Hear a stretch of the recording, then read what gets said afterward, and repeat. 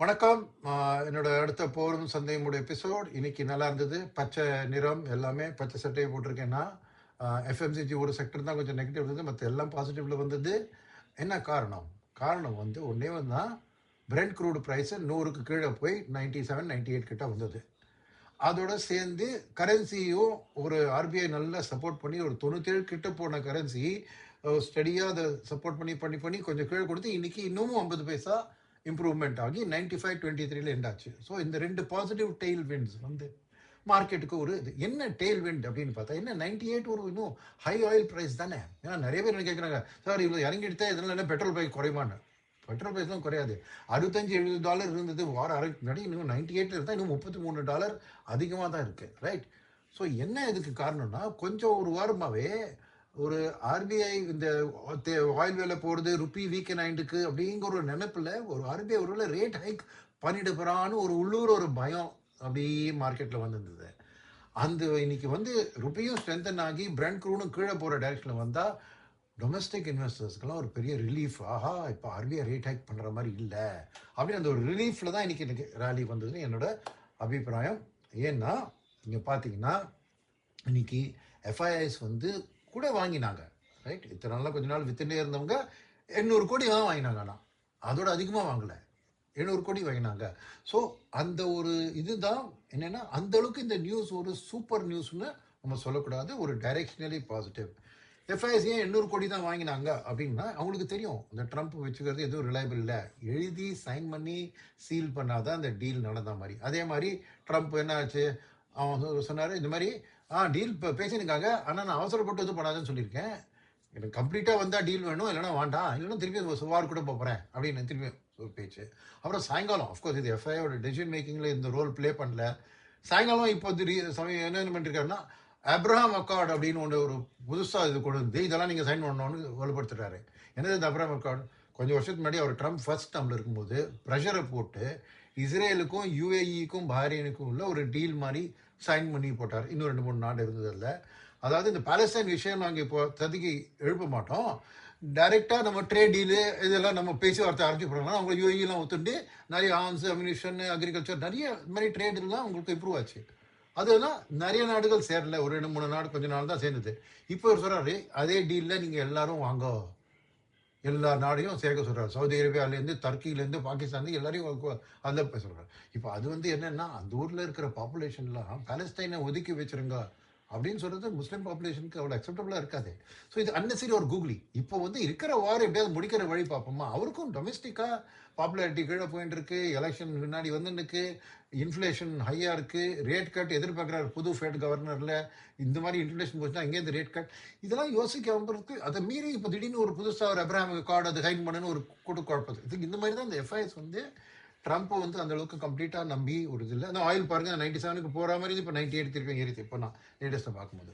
So அதனால தான் FIs அது வரேன், அப்புறம் திருப்பி இதுக்கு வரேன், அதனால அவுட்லுக் எப்படி இருக்குங்கிறதுக்கு. பட் டொமஸ்டிக்கலி நான் சொன்ன மாதிரி இந்த ஆர்பிஐ ரேட் ஹைக்கோட பயம் போனதுனால ஒரு நல்ல ஸ்ட்ராங் பைங் அக்ராஸ். எப்படி அட்வான்சஸ் 2000 விழுந்த ஸ்டாக்கு 900 தான்.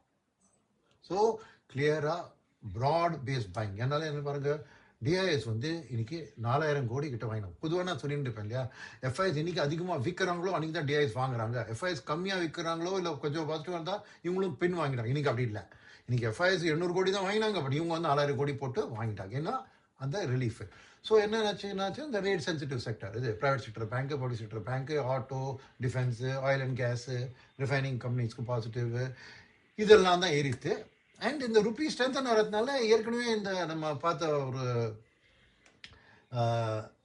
எக்ஸ்போர்ட் ஓரியன்ட் ஃபார்மா அண்ட் ஐடிக்கு ஒரு பாசிட்டிவிட்டி வந்தது வந்து கூட இன்னைக்கு குறைஞ்சி கொடுத்து 20 பேசிஸ் பாயிண்ட் தான் அந்த ரெண்டு செக்டர் ஏறித்து. அண்ட் எஃப்எம்சிஜி நெகட்டிவாகவே முடிஞ்சுது. ரைட்டா. ஸோ இந்த விதத்தில் பார்த்தீங்கன்னா ரீட்டைல் பார்ட்டிசிபேஷன் ஆப்வியஸ்லி இன்னைக்கு நல்லா இருந்துக்குன்னு தெரியுது. ஏன்னா நிஃப்டி 1.32% அப்பு, மிட் கேப் ஒரு 1% அப்பு, பட் ஸ்மால் கேப்பும் 1.32வும் மைக்ரோ கேப்பும் 1.5%க்கு மேலே அப்பு. ஸோ இந்த மாதிரி ப்ராட் பேஸ்டு ஒரு ரேலி வந்தாலே ரீட்டைல் நெச்சனை பார்ட்டிசிபேஷன் நல்லா இருந்திருக்கு. அவங்களுக்கு இந்த கான்ஃபிடன்ஸ், அவங்களும் இந்த ஒரு நல்ல சூழ்நிலை. அதாவது ஆயில் வந்து 104 இருந்தது ஃப்ரைடே, அதுலேருந்து 108 10 போகாமல் இந்த பக்கம் ரிவர்ஸ் அடிச்சு டைரக்ஷன் ட்ரெயின் பின் பக்கம் போகிறது இல்லையா, அதுவே ஒரு பெரிய ரிலீஃப்ல நடந்தது. ஸோ இது சஸ்டைனபிளா? இது சஸ்டைனபிள் ஆகிறதுக்கு முதல்ல மிஸ்டர் ட்ரம்ப் கொஞ்சம் சும்மா இருந்து இந்த வாரோட டீலை முடிக்கிறதுக்கு அலோவ் பண்ணோம். இந்த மாதிரி ட்வீட் போட்டு குழப்பக்கூடாது. ரெண்டாவது வந்து அப்போ தான் எஃப்ஐஎஸ்க்கு ஒரு கான்ஃபிடன்ஸ் வரும். பட் இருந்தாலும் நாளைக்கு பார்த்தீங்கன்னா இப்போ கிஃப்ட் நிட்டி ஆல்ரெடி கொஞ்சம் நெகட்டிவ்ல ரேட்டில் தெரியுது எனக்கு இந்த நேரத்தில்.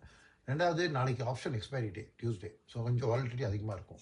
ஸோ இது நாளைக்கு சஸ்டைன் ஆகுமா அப்படின்னு எனக்கு தெரியாது. பட் பொதுவாகவே சொல்கிறேன், மார்க்கெட்டுக்கு வந்து இது ஒரு நல்ல செய்தி. இந்த ட்ரெண்டு கண்டினியூ ஆனால் நல்லாயிருக்கும். ஸோ டிஐஎஸும் ரீட்டைல் இன்வெஸ்டர்ஸும் நல்லா சப்போர்ட் பண்ணிட்டு இருப்பாங்க. ஸோ மார்க்கெட் அதிகமாக விழுறதுக்கு வாய்ப்பு இல்லை, அதை நான் சொல்லலாம். பட் ஏறுறதுக்கு வாய்ப்பு வேணும்னா உங்களுக்கு இந்த நியூஸ் நல்லா பாசிட்டிவாக சஸ்டைனபிளாக இருக்கணும். இந்த வாரோட சுச்சுவேஷனில் ஆயில் விலையும் 90க்கு கீழே போய் 85க்கு கீழே போகணும் நம்பிக்கை இல்லை.